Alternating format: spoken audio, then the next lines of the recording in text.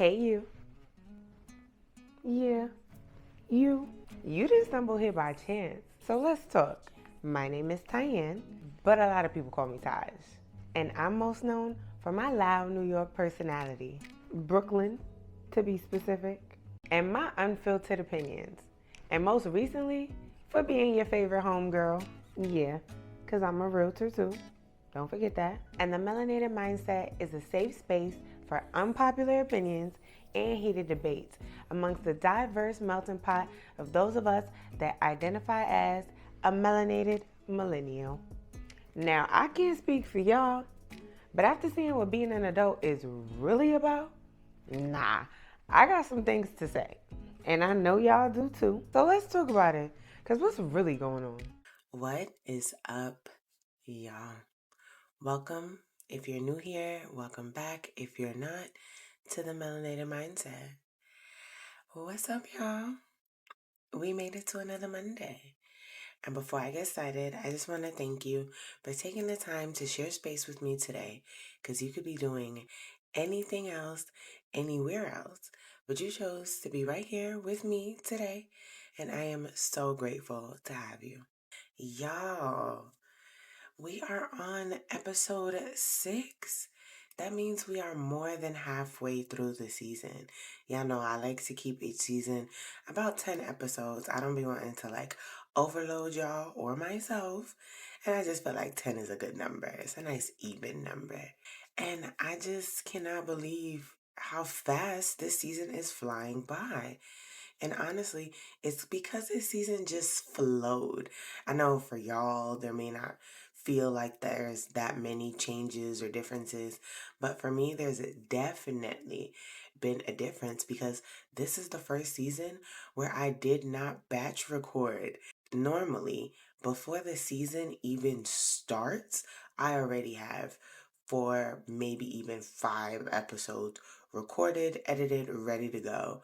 So by the time y'all are hearing them, I got 5 weeks to really just chill before I need to turn the mic back on. This season, no batch recording, just vibes. And I thought that it would bring me a lot more anxiety.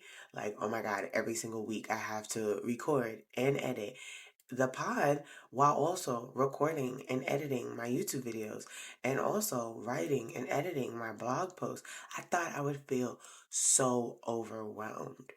But this time around, I can do that because I finally feel like I have a grasp on some type of balance in my life. And that brings me to today's topic, which is work-life balance. Let me ask y'all, what would a balanced life look like for you?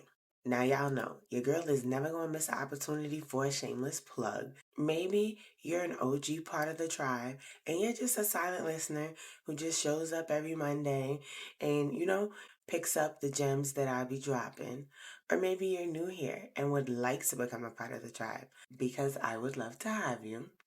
Do me a favor, follow me on all socials at Tyanne.Watson to keep up with me in real time on all platforms.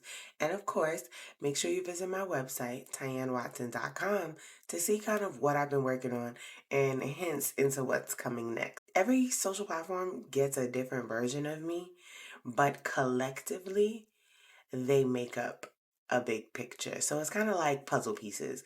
So you got to follow me on Twitter to hear what's on my mind every day. You got to follow me on Instagram to see the product of the work that I've been putting in. You got to read a blog to figure out what I really would love to talk about on here, but I don't think it's episode worthy. And then, of course, you got to tap in with me here every Monday to really get into some things, you know? That brings me to my complaint and highlight of the week. This week, my complaint of the week is that I feel like I am becoming painfully self aware.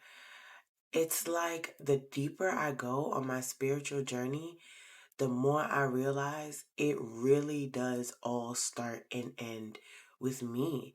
And the more I bring awareness to that in situations that trigger me or would bring out the old Taj, I really have to take a moment and be like, I don't know. Is the person and the woman that I am trying to become, how would she react in this situation? What would she do? I find myself asking myself that a lot. Literally, the woman that I am getting up every single day, every morning, trying to embody and become, what would she do today? What would she say today? What would she wear today? And it is really changing literally my life before my eyes, but it's also like making me do the inner work. Like, okay, I'm realizing that, this is a trigger for me. I'm realizing that I need to work on this. And at a certain point in your healing and just spiritual journey, it feels like, oh my goodness, like I know so much about myself. I wish I did it. It's one of those things like, I wish I didn't know all these things. I wish I could just go on being ignorant like I used to be, but I can't. So y'all, it's a little overwhelming, but I'm still on this spiritual journey. So every single day, I'm going to make the little changes that are going to evolve into big changes. My highlight for the week is going to simply be that I have fallen in love with creating again. I think it took me so long to even figure out what I like and what I'm good at. And for a long, long time, I didn't know what that was. I didn't know what my thing was. What am I good at? What makes me happy? And in like the last year or two, I figured out that it's creating. Not even just content, but just being able to take a concept from my brain and bring it to fruition into the real world. That brings me so much joy. It feels like a challenge. It feels like it gives me purpose. On top of knowing that by doing these things, I am actively helping other people, it just fuels the flame and the fire within me. And during the off season, before this season, came back on, I spent so much time learning about photography and cinematography and just how I can make my content more visually aesthetic. I've been working on my storytelling. If you follow me on YouTube and you're part of the tribe over there, which you should be, my videos have been taking a turn, but in the best way. And I've always been in love with photography, videography. Fun fact, when we were stationed in Hawaii, I actually was like a freelance photographer for a while. Like I was taking people's maternity pictures, like family pictures.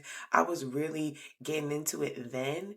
And then we moved and like I forgot about it. And then when we got to Italy, I was just so focused on traveling. And I'm so, so mad at myself for not really documenting that journey the way I know I could have. But nonetheless, I have found that creative spark and it feels so good to want to create these things. And I think that plays a factor into why I don't feel so overwhelmed doing all the things that I'm doing.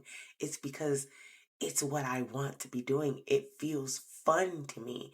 And I said it last week, but I really can't stress enough. Like work not feeling like work has always been my goal. And I feel like every single day I get up and I show up for myself, I get closer and closer to that goal. So, it just make me feel real good, y'all. Moving right along to our Fendi fact of the day. And today's Fendi fact comes from Mental Health America, and it's an article titled literally Work Life Balance. And it reads, for a lot of people, the pursuit of a healthy work life balance seems like an impossible goal. With so many of us torn between juggling heavy workloads, managing relationships and family responsibilities, and squeezing in outside interests, it's no surprise that more than 1 in 4 Americans describe themselves as super stressed out.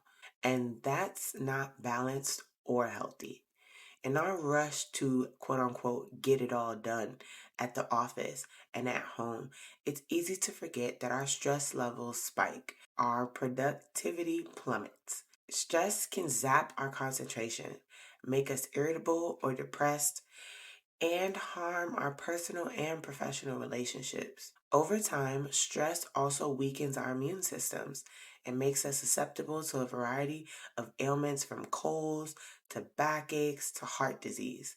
The newest research shows that chronic stress can actually double our risk of having a heart attack. That statistic alone is enough to raise your blood pressure. While we all need a certain amount of stress to spur us on and help us to perform our best, the key to managing stress lies in that one magical word: balance. Not only is achieving a healthy work-life balance an attainable goal, but workers and businesses alike see the rewards. When workers are balanced and happy, they are more productive, they take fewer sick days, and are more likely to stay in their jobs. Now, before we jump into the flow, if you enjoy the podcast and it has helped you in any way, if you've learned anything along these 5 seasons, do me a favor and rate and review the podcast on whatever platform you're listening to it on. It helps me out a lot. It tells the algorithm that, hey, y'all, she's talking about some things that people might want to hear. And it doesn't cost you anything upfront besides a few moments of your time. And your review just might end up on my website as a featured review. Let me take a little sip of my tea, y'all. It's another one of those your girl is recording at 6 a.m. days, and it is freezing. And I had to turn my heater off so that y'all wouldn't hear it loud in the back. But I had to, make me a little green tea. If you know, you know. Your girl always drinking some tea. It's nothing like a good sip of tea that's the perfect temp that you could feel the warmth go down. Ugh, gotta love it. But anyway, let's get flowing. Let me start by re-asking y'all the question I asked you earlier. What does a balanced life look like for you? I know for me, that looks like a slow, intentional, and stress-free life. And honestly, these past few weeks have felt like my first real taste of that. I told you guys last week, and I think the episode before that, that I have set out to intentionally start this year slow and controlled, and I've really taken a marathon approach to how I approach 2024. And like, if you were running a marathon, you're not gonna start the race sprinting the first 100 meters, because why? You're gonna tire yourself out, you're gonna burn yourself out, you're not gonna have enough energy to finish. And that's exactly how I started my year. Slow, calculated, and steady. And just taking my time, because this is a 12-month marathon. It is no reason we should be trying to accomplish all these goals in the first 30 days. That is why I'm starting to become a person that really doesn't like New Year's resolutions, because they just force you to just gun it out the gate. And it's like, no, take your time. Go for a little fast walk. Go for a little jog. Like, you got 12 months to be sprinting. Don't just be easy. Like, take your time. And I've been telling myself that a lot lately, and I've definitely felt the difference in my body, in my mind. I feel like my productivity, everything has just been benefiting from me not feeling like I am in a race with myself, essentially. I'm a firm believer that work-life balance is actually a cycle. It's not a goal. It's not something that you achieve. It's something that you maintain. I think that by making that mindset shift, it really changes your perspective a lot quicker, and in turn changes the way you go about life a lot quicker, because a lot of people are working to achieve work-life balance like it's an end goal, and it's not. It's something that you're never really working, like it's something you're never really going to reach. There's no finish line in work-life balance, because today you could have a good grasp on work-life balance. Tomorrow all hell could break loose at work, and now you spent most of your day doing work and not enough time for yourself or for your family. Or tomorrow work could be real chill, but you could have a family emergency. So now you got to pour all your time and energy into your personal time, but you don't really got a lot of time for work. So there is never going to be a time where your work-life balance is going to be perfect every single day. The goal is to try to have as many balanced days as possible. And when you do get those balanced days, it's all about trying to maintain them. What happened today? What did I do today that worked well for me? And how can I do that tomorrow? It's just that simple. And for a textbook Virgo like myself, I thrive when my life is organized. I'm a color coded sticky notes type of girl, and if you know me, you know. I'm a itinerary type of girl. Like I need organization and I need structure. And one of the ways that has really helped me to stay organized and to work towards maintaining my version of a good work-life balance is by creating a schedule for myself. Like this is crucial, especially if you work for yourself or if even if you just work from home. I don't think people realize just how easy it is to get distracted and waste time, which we learned last week is very, very valuable when you are in the comfort of your own home. Everyone wants to work from home. Everyone wants to work for themselves. But y'all, I'm gonna keep it real, like I always do. Everybody not built for it. For real. Because it takes a certain type of discipline to put yourself on your own schedule. It takes discipline to tell yourself, I'm going to wake up at 5 a.m. I'm going to get a workout in. I'm going to get a prayer in. I'm going to get a manifestation session in. I'm going to get a journal session in. All before I even start my actual day. But for me, I just feel like my life feels like it's too close to where I want to be for me to not be disciplined. And that is really what keeps me going. And I know for a lot of people that work from home, like you really got to tell yourself, like, okay, I'm not going to be scrolling on Instagram while I'm supposed to be working because that's counterproductive. Or if I got a break in work, let me go on YouTube and bust out this 10-minute quick workout, like to keep moving. Because when you work from home, it's real easy to just get comfortable sitting down. Like I spend a vast majority of my day sitting at a desk. So I have to find a way to keep my body moving and to counter that. And that's why I do yoga. That's why I do Pilates because I don't have time to be in the gym for 2, 3, 4 hours. But what I do know is I need to get my body moving. I do know that I feel better when I move my body. My body feels better when I move my body. Y'all, we finna be in our 30s if you're not already in your 30s. So, like, it's a lot less snap, crackle, and pop when I get up and move my body. So if that means I gotta get up at 5 in the morning so that I can move my body and that I can film a pod at 6 a.m. or before my kid wakes up at 7 a.m., that's just what I gotta do. You understand? But it's also really important to have flexibility with your schedule. Y'all know firsthand, if you're new here and you don't, I'm an army wife. Yeah, I know. So shit constantly happens out of my control and I just have to adapt. But the key is that I can't beat myself up for it because things are going to happen. You're not going to be able to stick to this schedule every single day. I do not get up at 5 a.m. every single day. I didn't even get up at 5 a.m. today. I was supposed to, but I kept hitting snooze. The kid came in the bed in the middle of the night, so I was just turning the alarms off so it wouldn't wake him up. And then finally at 6, I was like, no, I have to get up because today I have a lot of other stuff to do. We got the nanny coming later on today. Me and Malik got date night or date afternoon pretty much planned. And I'm like, I am not going to be doing any single bit of work. I am going on a date with my husband. We paying this nanny so that we can have some alone time, and I don't want to be focused on work. So if I want to have my mind clear and free of work so I can enjoy some one-on-one time with my man, I need to get my ass about this bed. And what I did, I got my ass about that bed, and here I am, y'all. And that kind of brings me to my next point. Another way that I've gotten a grip on my work-life balance is by hiring help. And I know, y'all. I know. Sometimes I hate to be the bearer of bad news, but you're going to have to buy that balance. And that is what I'm learning. I told y'all on episode 1 of this season that we hired a nanny, and it has literally been a game changer. Not even just because we could go on dates on a Friday afternoon now, which is like heaven.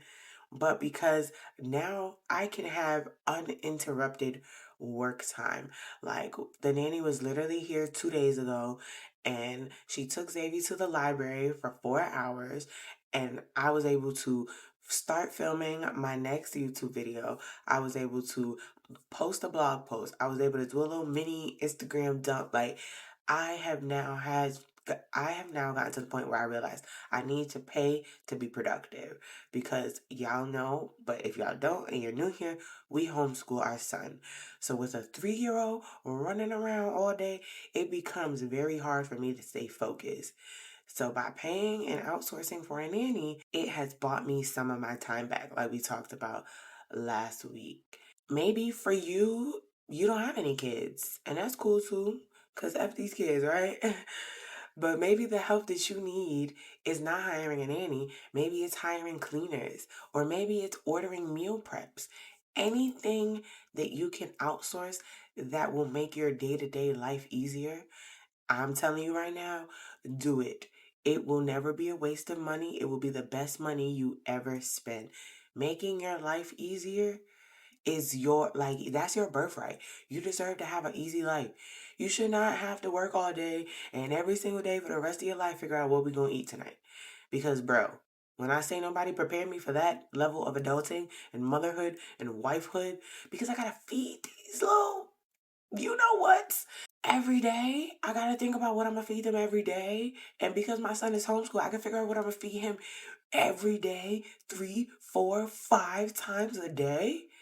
No, no. Mm-mm. Never been my thing, not into it. Like, it's just real ghetto here. So you're going to have to outsource that help. And for us, we were feeling so overwhelmed and just burnt out as a couple when Malik started school. And we just got to the point where we were sick and tired of waiting for the people in our circle to offer us that help. So we just said, fuck it. And we like, listen, it is what it is. We got to hire the help. We got to hire the help. And I know most people are probably going to say, well, like, did y'all ask for help? And I'm going to keep it real with y'all. The answer is no. But let me tell you why. Every single person in our life at the time knew what we were going through. That goes for friends, that goes for family. They knew I was working on building my personal businesses and my personal brand and literally, quite literally, running all around town trying to sell these houses like hotcakes. They knew Xavier wasn't in daycare, so he was glued to my hip all day. They knew Malik's schedule was hectic and unpredictable. They knew we only had one car. And not a single person said, damn, y'all got a lot going on. You know what? Let me come get Xavier for a couple hours and just, give y'all time to do whatever it is y'all need to do. Let's just say it was very, very eye-opening. It taught us a very hard lesson that people will watch you struggle just because you don't ask for help. But the way we see it and the way we saw it was when the people closest to you know intimate details about your situation, you shouldn't always have to ask for help because it takes a village, right? And everybody know that, right? Well, we unfortunately learned the hard way that sometimes it's just not going to be the village that you expect. Sometimes you're going to have to pay people to become a part of that village. And that's exactly what we did. Nonetheless, hiring the help was a pivotal point for us. And for what it's worth, our nanny is so spiritually aligned that we just know we had to hit that kind of community rock bottom for the universe to send us the lifeline that we needed in order to ascend to the next level of our lives. Like, y'all, she is, when I say heaven sent, I'm talking God opened the gates at a time where we were crumbling, okay? God literally opened the gates and pushed her out. It was really giving drowning in the middle of the ocean, and out of nowhere, here comes a boat with a life raft. Like, that's what hiring her has felt like. It has felt like we have gotten a little bit of our life back. And that's all we needed. That's all we've been trying to do for the 2 years that we've been here. So when people ask me, like, girl, how the hell do you do it all? This is how, y'all. I have to literally put myself on a schedule If you've watched any of my YouTube videos, you know I got this acrylic calendar sitting to my right as I'm recording this that literally has a breakdown. What am I going to do on Mondays? What am I going to do on Tuesdays? What am I going to do on Wednesday? Like, I have an overall structure for my week, and then I have a structure for my day, just so I am at my most productive self. And that goes into what I was talking about when the episode first started. I think that is why I have not felt so overwhelmed, because when you're juggling a gazillion things like I am, it is so easy to get burnt out. And I think I started to tip that iceberg last season and in the off season. And that's why I said this year, new year, like, I ain't doing all that. I'm not doing all that. I am not my best self. I'm not the best wife when I'm burnt out. I'm not the best mom when I'm burnt out. I'm not the best creative when I'm burnt out. I'm not the best business owner when I'm burnt out. I have all of these things that I need to think about. But of course, you can't pour from an empty cup. So if I'm going to pour into myself, I have to take accountability. And what can I do to make sure I'm showing up in these areas of my life as the best version of myself?